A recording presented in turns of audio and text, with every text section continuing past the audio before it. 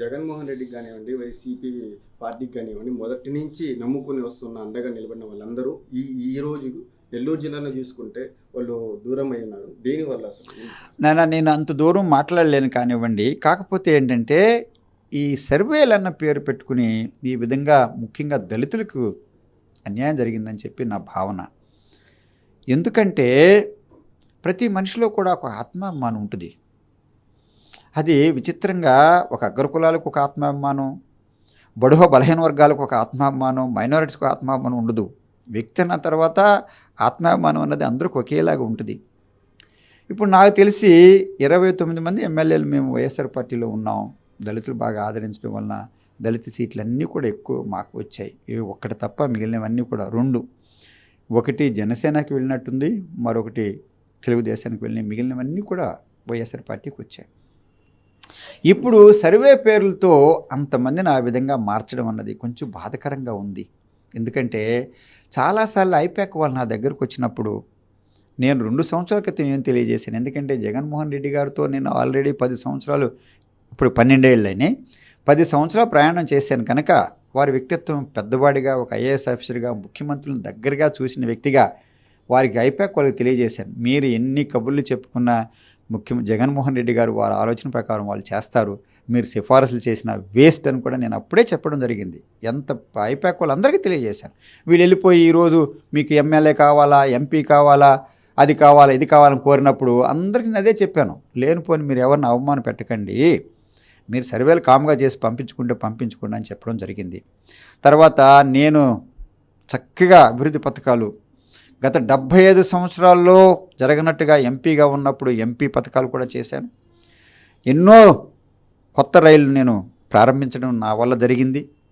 షిర్డీ నుంచి తిరుపతి నుంచి షిర్డీ కానివ్వండి, తిరుపతి నుంచి ఆఖరు గోవా కానివ్వండి, కొన్ని ట్రైన్స్ ఆఫ్ చేయించడం కానివ్వండి, నవజీవన్ ఎక్స్ప్రెస్ ఆఫ్ చేయించడం కానివ్వండి, పినాకిని ఆఫ్ చేయించడం కానివ్వండి, ఢిల్లీ ఎక్స్ప్రెస్ ఆఫ్ చేయించడం కానివ్వండి, దాదాపు 2 పెద్ద ఆర్ఓబీలు పెట్టించడం, రైల్ ఓవర్ బ్రిడ్జెస్ కట్టించడం కానివ్వండి, వెంకటాచలం కూడా మనుబోలులో కానివ్వండి, అలాగే 12 సభ్యులు పెట్టించడం కానివ్వండి, వరప్రసాదరావు చేశాడు. తిరుపతిలో రాయల చెరువు గేటు 75 సంవత్సరాలుగా ఉత్తర దక్షిణ తిరుపతిని కలపడానికి లేకపోతే వరప్రసాదరావు అంత తక్కువ కాలంలో కూడా చేయడం జరిగింది. సూలూరుపేటలో అలాగే విన్నమలలో అలాగే, దురవార సత్రంలో అలాగే, ఈ పెదపర్యలో అలాగే, కోటపోలూరులో అలాగే రేణుగుంటలో, ఇలా చెప్పుకుంటూ వెళ్తే ఎన్నో చేశాము. కనుక ఒక చదువుకున్న వ్యక్తి, అనుభవంతుడు ఉండడం వల్ల ఉంటే ఇన్ని పనులు చేయగలం. తర్వాత ఇలా చాలా ఎంతో క్రమశిక్షణతో చేసుకుంటూ వెళ్ళాను. ఎమ్మెల్యే అయిన తర్వాత మళ్ళీ గూడూరులో కూడా చాలా ఎవ్వరూ చేయలేని పనులు చేశాను నేను. ఒక్క 10 మాత్రం ఉదాహరణ నేను తెలియజేస్తాను. కూరగాయల మార్కెట్ ఇంతవరకు లేకపోతే కూరగాయల market, mutton market, fish market, కూరగాయల మార్కెట్ ప్రజలకు అంకితం కూడా చేశాను. ఎంతోమంది ప్రయత్నం చేసినా కూడా వాళ్ళు చేయలేకపోయారు. రైతు బజార్ నేను చేసి ప్రజలకు అంకితం చేశాను. ఆటో నగరు ఎంతోమంది కళ్ళకు అంటుంటే నేను తీసుకొచ్చి పెట్టాను, పనులు చక్కగా జరిగిపోతున్నాయి. 12 సంవత్సరాలుగా కుంటిపడిపోయి ఉన్న ఫ్లైఓవర్ని తీసుకొచ్చి మళ్ళా పనులు ప్రారంభించడం జరిగింది. అలాగే కొన్ని శిథిలావస్థలో ఉన్న పుల్లమ్మ సత్రం కానివ్వండి, ఫైల్ ఏరియాది కానివ్వండి, తీసుకొచ్చి చక్కగా నేను ప్రజలకు అంకితం చేశాను. అలాగే టీటీడీ బిల్డింగ్ వచ్చేసేసి మా తిరుమల తిరుపతి దేవస్థానం కళ్యాణ మండపం శిథిలావస్థలో ఉంటే చక్కగా రూపురేఖలు తీసుకొచ్చి సరిచేయడం చేశాను.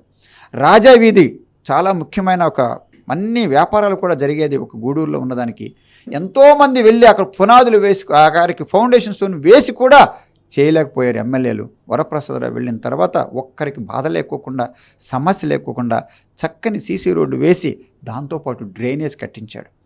ఆ తర్వాత క్లాక్ టవర్ వచ్చేసి చక్కటి కీలకమైన ప్రాంతంలో ఉంటే, అది శిథిలావస్థలో ఉంటే ఆ రోజు మీరారెడ్డి గారు నా దృష్టికి తీసుకొస్తే ఇది ఏ రోజైనా పడిపోవచ్చు, ప్రాణహాని జరుగుద్దంటే నేను బాధ్యత తీసుకుని నా కుటుంబ సభ్యులు, నా కుమారుడు నవీన్ గుప్తా, నా కుమార్తె స్ఫూర్తితో, వారి నిధులతో, నా గూడూరు ప్రజలకు కృతజ్ఞతతో నేను అది కట్టించి అందమైన తీసుకొచ్చి వారికి ఇచ్చాను.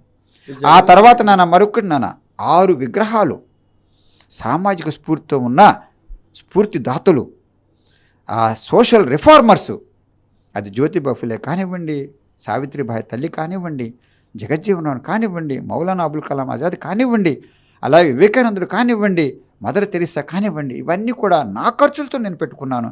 అలాగే నా స్టేడియంను కూడా తీర్చిదిద్దాను. 9 మరుగుదొడ్డులు నేను ఏర్పాటు చేసి ఒక్క మహిళలకు కూడా ఇబ్బంది లేకోకుండా, పేదవాళ్ళకి ఇబ్బంది లేకుండా చేశాను అంటే ఇవన్నీ కూడా ఎంత జాగ్రత్తగా చేసి తర్వాత 22 కోట్లతో చక్కని హాస్పిటల్ బిల్డింగ్ కూడా తీసుకొచ్చాను. ఎంపీగా ఉన్నప్పుడు గూడూరు రైల్వే స్టేషన్ తీర్చిదిద్ది ఎడిషనల్ ప్లాట్ఫామ్స్ పెట్టించడం కానీ, లిఫ్ట్లు పెట్టించడం కానీ, అలాగే ఫుట్ ఓవర్ బ్రిడ్జెస్ పెట్టించడం కానివ్వండి, ఎస్కలేటర్ పెట్టించడం కానివ్వండి, సైనేజ్ బోర్డు పెట్టించడం కానీ, ఇవన్నీ కూడా వరప్రసాదరావే చేశాడు. అలాగే నాయుడుపేట రైల్వే స్టేషన్ చేశారు, సూళ్ళూరుపేట రైల్వే స్టేషన్ చేశారు, తిరుపతిలో మరింత ఎక్కువ చేశాను. అక్కడ తిరుచానూరు రైల్వే స్టేషన్ అభివృద్ధి కారణం వరప్రసాదరావే.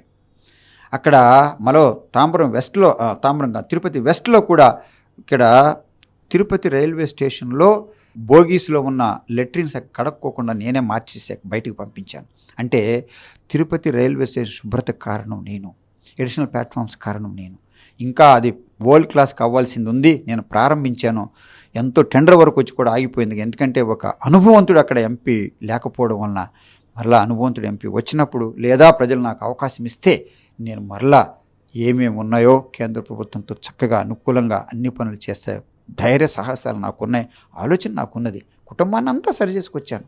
నాకు ఏ సమస్యలు లేవు. కేవలం ప్రజలతో ఉండి ప్రజల సంక్షేమం కొరకు, అభివృద్ధి కొరకు నేను చేయాలని చెప్పి కట్టుతో వచ్చాను. ఆ పట్టుదలతో వచ్చాను కనుక ప్రజలతో ఉండాలంటే మంచి ఆరోగ్యం కూడా జాగ్రత్తగా చూసుకోవాలి కనుక ఒకవైపు ఆరోగ్యం చక్కగా చూసుకుంటూ ప్రజలను అందరిని ఒకే విధంగా చూస్తున్నా. జగన్మోహన్ రెడ్డి గారితో కలిశారు కదా, జగన్మోహన్ రెడ్డి ఎలాంటి హామీలు ఇచ్చారు? నేను అప్పుడు కలవడమే, మళ్ళీ ఇటీవల ఏం కలవలేదు. కలిసినప్పుడు అన్నా మీరు నా గుండెల్లో ఉన్నారన్నా, మిమ్మల్ని ఎలా పోగొట్టుకుంటాను అన్నా, ఇప్పుడైతే ఎంపీ అయితే నేను ఇంకా నా మనసు పెట్టలేదన్నా అని చెప్పడం జరిగింది తప్ప నేను కూడా మరొకసారి ఎమ్మెల్యేకి వెళ్ళాలని ఆయన్ని నేనేం కోరలేదు. ఎంపీ నా అనుభవంలో అందులో ప్రత్యేక హోదా కొరకు రాజీనామా చేశాను కనుక నా గెలుపుకు మన వైఎస్ఆర్ పార్టీ గెలుపులో కీలకమైన పాత్ర నేను కూడా వహించాను కనుక అన్ని విధాలు కూడా దీక్షల్లో పాల్గొన్నాను కనుక నేను ప్రత్యేక హోదా కొరకు రాజీనామా చేశాను కనుక ప్రత్యేక హోదా కొరకు ఒక బిడ్డలా చిన్నవాడిలాగా నేను ఆఖరికి ప్లాకార్డ్స్ పెట్టుకుని ఎన్నో స్లోగన్స్ చేయడం జరిగింది కనుక అది ఎంతో మాకు ప్రోత్సాహం ఇచ్చింది. 19లో ఈ విధంగా ప్రత్యేక హోదా కనుక మేము అలా చేసి ఉండకపోతే అధికారంలోకి ఇంత వచ్చి ఉండేదా అన్నది కూడా అందరికీ ఆలోచనే. అది అందులో కీలకమైన పాత్ర నేను ఒక ఎంపీగా, బడుహ బలహీన వర్గాల నుంచి వచ్చిన ఒక ఎంపీగా అనుభవంతో ఉండి అన్నిసార్లు మాట్లాడడం కానివ్వండి, ప్రెస్ మీట్లు పెట్టడం కానివ్వండి, డిబేట్స్లో పాల్గొనడం కానివ్వండి, యాజిటేషన్లో కూడా చేశాను కనుక నేను కూడా కీలకమైన పాత్ర వహించాను. అది పార్టీని బలోపేతం చేయడంలో అని చెప్పి సంతోషం, గర్వంగా నేను తెలియజేస్తున్నాను. వైఎస్ షర్మిల గారు కాంగ్రెస్ పార్టీలో చేరారు. షర్మిల గారు మీకు స్వాగతం పలికితే కాంగ్రెస్ పార్టీలోకి వెళ్ళారు. నన్ను అలాంటిది ఏం లేదు. ఎందుకంటే షర్మిల గారిని మాత్రం నేను వ్యక్తిగతంగా చాలా అభినందిస్తాను. ఎందుకంటే మా పార్టీ వైఎస్ఆర్ పార్టీ, ఎందుకంటే ఈ రోజు వరకు నేను వైఎస్ఆర్ పార్టీలోనే ఉన్నా. కష్టకాలంలో ఉన్నప్పుడు నా వంతు నేను ఎలా చేసుకుంటూ వెళ్ళాను. షర్మిలమ్మ గారు, విజయమ్మ గారు చాలా కీలకమైన పాత్ర వహించారు. అది మనస్ఫూర్తిగా నేను తెలియచేయాలా చాలాసార్లు చెప్పడం జరిగింది. జగన్మోహన్ రెడ్డి గారికి కూడా చెప్పాను. అందులో ఏమి మాటలు మింగను చెప్పాను నేను. షర్మిల గారు ఈ విధంగా పాదయాత్ర చేసినప్పుడు వారితో పాటు నేను వెళ్ళడం జరిగింది. వారు మహిళలతో చూడుకోకుండా కూడా ఎంతో చక్కగా పాదయాత్ర చేస్తూ ప్రతి ఒక్కసారి కూడా నేను నా జగనన్న పంపించిన బాణాన్ని అని చెప్పుకున్నారే తప్ప, వైఎస్ రాజశేఖర రెడ్డి గారు పెట్టిన సంక్షేమ పథకాలు మెచ్చుకున్నారే తప్ప ఈరోజు వారిలో నా వేరే భావన లేకపోతే అధికారం కొరకు, పదవి కొరకు షర్మిల గారిలో నేను ఏ రోజు నేను చూడలే. అలాగే బై బై బాబు బస్ యాత్ర చేసినప్పుడు కూడా వారితో అన్ని రోజులు వెళ్ళాను నేను. ఎందుకంటే నాకు రాజకీయం ప్రజలతో ఉండాలన్న ఆశ. కుటుంబాన్ని మంచి తీర్చిదిద్ది పక్కన పెట్టాను. వారు చక్కగా వ్యాపారాలు చేసుకుంటున్నారు, విద్య విషయంలో కానీ, ఆరోగ్య విషయంలో కానివ్వండి. సో అలా వెళ్ళినప్పుడు వారికి న్యాయం జరగాలని చెప్పి నేను కోరుకుంటున్నాను. చాలాసార్లు చెప్పడం జరిగింది. అలాగే విజయమ్మ గారు కూడా ఎన్నో దీక్షలు చేశారు. ఆ తల్లి కూడా ఆ కష్టకాలంలో వాళ్ళు లేనప్పుడు ఆవిడ ఎంతో బాధ్యత చేయడం. ఒకసారి అన్నారు, విజయమ్మ గారు నాతో అన్నారు, నేను ఆమర నిరాహార దీక్ష చేసినప్పుడు 4 రోజులు అయిపోయిన తర్వాత నా ఆరోగ్యం క్షీణించిపోతుంటే అప్పుడు కేంద్ర ప్రభుత్వం వాళ్ళు వచ్చేసి పోలీసులు తీసుకెళ్ళి మమ్మల్ని అక్కడ రామ్ మనోహర్ లోహియా హాస్పిటల్లో పెట్టారు. పెట్టినప్పుడు ఆ తల్లి నన్ను పరామర్శించడానికి విజయమ్మ గారు వచ్చారు. దాంతోపాటు సజ్జల రామకృష్ణ గారు కూడా ఉన్నారు. అప్పుడు అమ్మ, మా కుటుంబం తరపున మీకు ధన్యవాదాలమ్మా విజయమ్మ తల్లి,